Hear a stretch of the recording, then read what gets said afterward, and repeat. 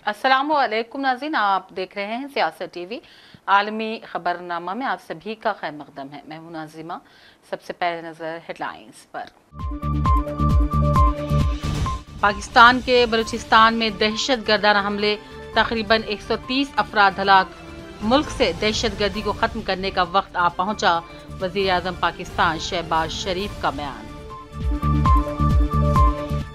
Monkey pox virus की नई किस्म तवक्को से ज्यादा तेजी से हो रही है तब्दील, साइंसदानों का इंकशाफ। अफ्रीका, यूरोप, अमेरिका के दर्जन भर साइंसदानों ने वायरस की तेजी से मुंतकिली पर भी अपनी बेबसी का किया इजहार। इसराइली वजीर का मस्जिद अक्सा के अंदर यहूदी इबादतगाह बनाने का ऐलान। शिद्दत पसंद वजीर ने मजहब दुश्मनी में हद पार कर दी। आलमी मुस्लिम मालिक ने मजम्मती बयान किए जारी। इसराइली फिजाई हमलों में कम से कम 14 अफराद शहीद, 19 से ज्यादा बच्चे शोहदा में शामिल। बहरुल काहिल में तेजी से बढ़ते हुए सतह समंदर, अक़वाम मुत्तहिदा के सरबराह ने किया खबरदार। ग्रीन हाउस गैसेस के अखराज में कमी पर दिया जोर। और कैथोलिक मसीहों के रूहानी पेशवा पोप फ्रांसिस का अगले हफ्ते दौरे इंडोनेशिया। मशहूर इस्तिक़लाल मस्जिद में बैनुल मज़ाहिब कमेटी की मीटिंग से करेंगे खिताब। हेडलाइंस आपने देखी, अब पेश है खबरों की तफसील। शुरुआत करते हैं पाकिस्तान से जुड़ी खबर से, जहां वज़ीर आज़म पाकिस्तान शहबाज शरीफ ने कहा कि अस्कियत पसंद चीन पाकिस्तान इक़्तिसादी राहदारी के मंसूबों को रोकना चाहते हैं, इसीलिए मुल्क में दहशत गर्दी को पनाह दे रहे हैं। उन्होंने काबीना मीटिंग से खिताब करते हुए कहा कि मुल्क दुश्मनों के साथ कोई बातचीत नहीं की जाएगी और मुल्क में दहशत गर्दों के लिए कोई जगह नहीं है और दहशत गर्दी को ख़त्म करने का वक्त आ पहुंचा है। पाकिस्तानी हुक्काम के मुताबिक बलूचिस्तान के मुख्तलिफ इलाकों में गुज़िश्ता रोज़ शिद्दत पसंदों के मुतअद्दिद हमलों और उनके खिलाफ सिक्योरिटी फोर्सेस की कार्रवाई में मुल्क में अब तक यानी कि बलूचिस्तान में 130 अफराद जाँ बहक हो चुके हैं, जिनमें सिक्योरिटी फोर्सेस के अहलकार, आम शहरी और शिद्दत पसंद भी शामिल हैं। वज़ीर आज़म पाकिस्तान शहबाज शरीफ के मुताबिक दहशत गर्दी की जितनी मजम्मत की जाए कम है। बलूचिस्तान में दहशत गर्दी का मकसद दरअसल मुल्क में खलफशार पैदा करना है। दहशत गर्दों ने बस से उतार कर मासूम लोगों को शहीद कर दिया, जिसकी जितनी भी मजम्मत कम की जाए कम है। पाकिस्तान के इन हालात पर आलमी बरादरी ने भी शदीद अफसोस का इजहार किया, हर जानिब से अपनी मदद का तयक़ुन दिया।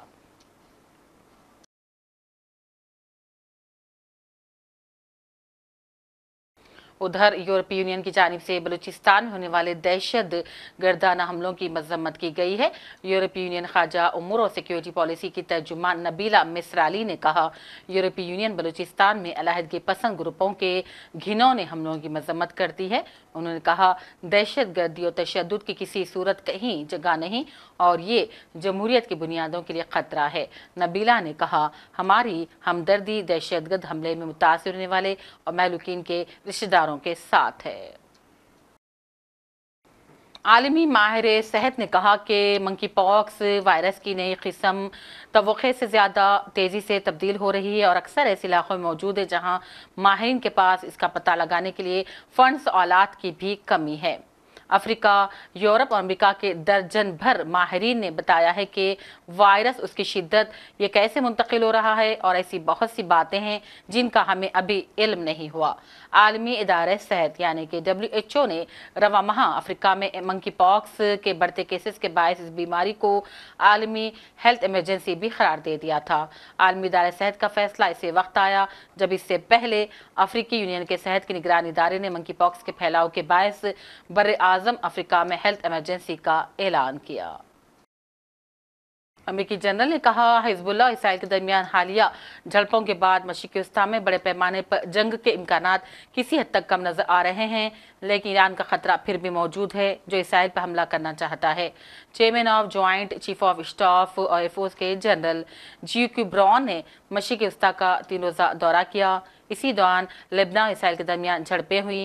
ये 10 माह में होने वाली सबसे बड़ी झड़पें थी, लेकिन इससे इसराइल में कम नुकसान हुआ और मजीद नुकसान नहीं हुआ।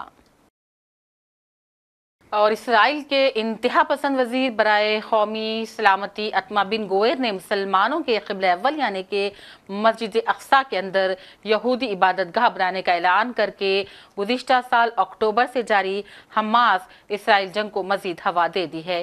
اسرائیل کے دائیں بازو کے قدامت پسند وزیر اتمار بن گوئر کا ایک عالمی ریڈیو سے گفتگو کرتے ہوئے کہنا تھا، اگر وہ بنا سکے تو مقبوضہ بیت المقدس میں واقع مسجد اقصی کے کمپاؤنڈ میں یہودی عبادت گاہ ضرور بنائیں گے، اس مقدس جگہ پر اسرائیلی جھنڈا بھی لگائیں گے۔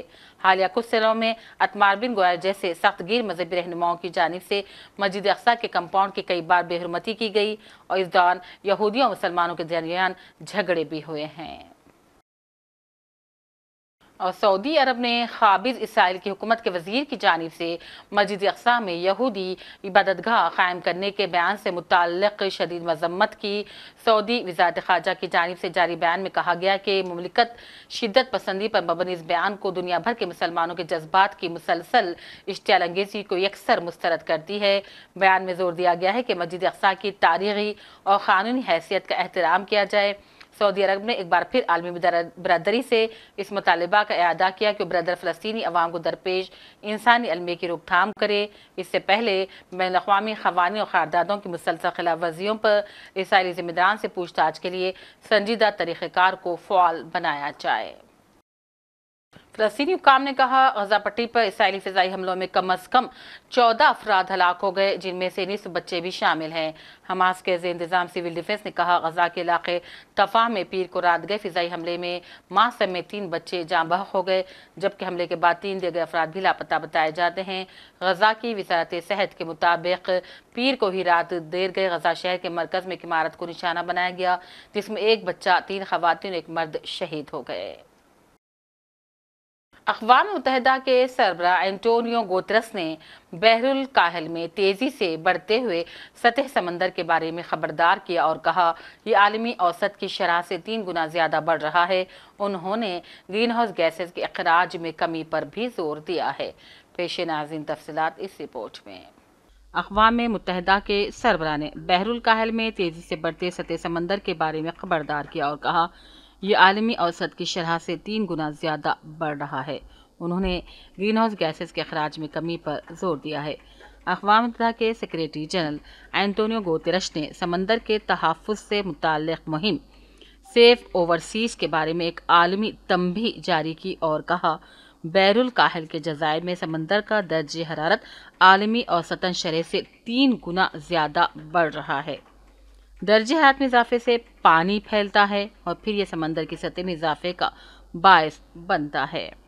اقوام متحدہ کے سربراہ نے پیسیفک آئی لینڈ فورم میں خطاب کیا اور کہا، میں ٹونگا میں ہوں تاکہ بڑھتی سطح سمندر پر سیف اوورسیز سے متعلق عالمی تنبیہ جاری کروں۔ اینٹونیو گوترس نے کہا، بحر الکاہل کے جزائر سمندر کی بڑھتی سطح کے اثرات سے خاص طور پر بے نقاب ہو چکے ہیں۔ اس حوالے سے انہوں نے سوشل میڈیا پر اپنی ایک پوسٹ میں کہا، عالمی سطح پر سمندر کی اوسطاً سطح گزشتہ 3000 سالوں سے غیر معمولی شرح سے بڑھ رہی ہے۔ موسمیاتی تبدیلیوں کی وجہ سے سمندر بہہ پڑا ہے۔ گوترش نے حالیہ رپورٹ کے نتائج کے بارے میں بھی بات کی، جس میں بتایا گیا ہے کہ سطح سمندر میں اضافے سے سب سے زیادہ جنوب مغربی بحر الکاہل متاثر ہوا ہے۔ اس کے مطابق گزشتہ 3 دہائیوں میں بعض جگہ عالمی اوسط سے دگنی سے زیادہ متاثر ہوئی ہیں۔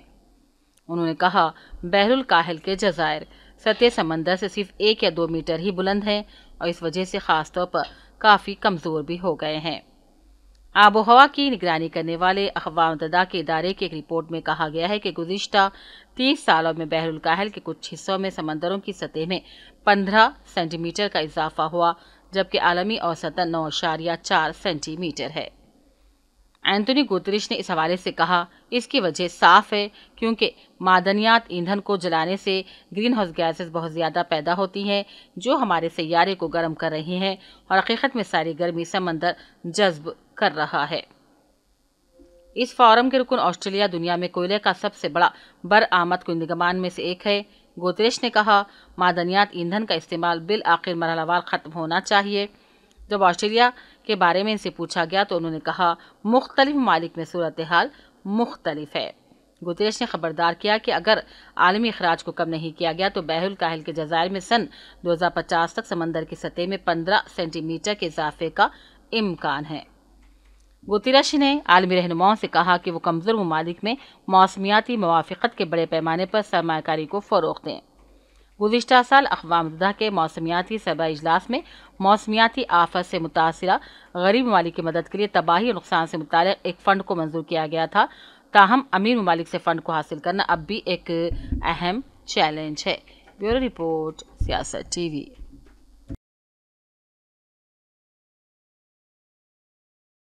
کیتھولک مسیحیوں کے روحانی پیشوا پوپ فرانسس اگلے ہفتے ایشیا کا دورہ کریں گے، جس کی ابتدا وہ انڈونیشیا کی مشہور استقلال مسجد سے کریں گے۔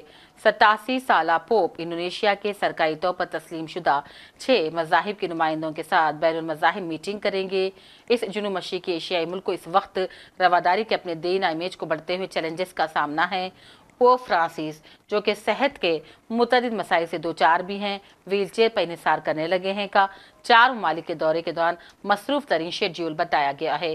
وہ 3 ستمبر کو جکارتا سے اپنے سفر کا آغاز کریں گے، جہاں وہ انڈونیشیا کے صدر جوکو ویڈودو سے بھی ملاقات کریں گے۔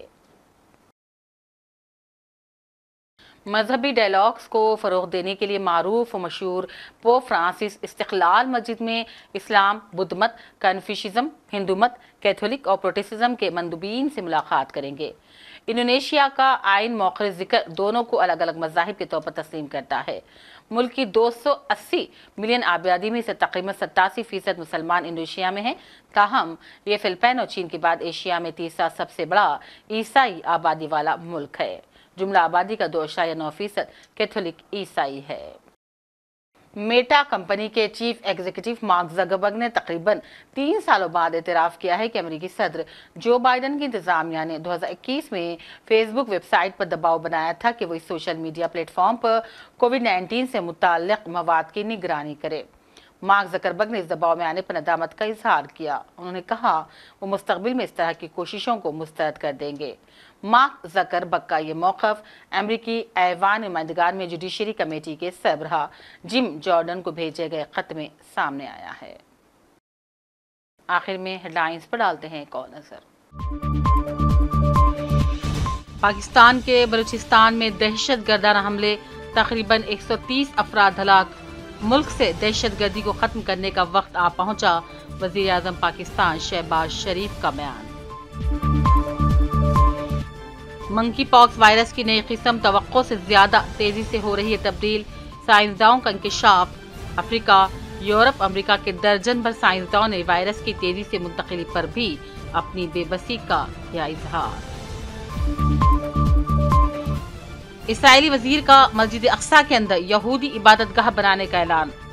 شدت پسند وزیر نے مذہب دشمنی میں حد پار کر دی، عالمی مسلم ممالک نے مذمتی بیان کیے جاری۔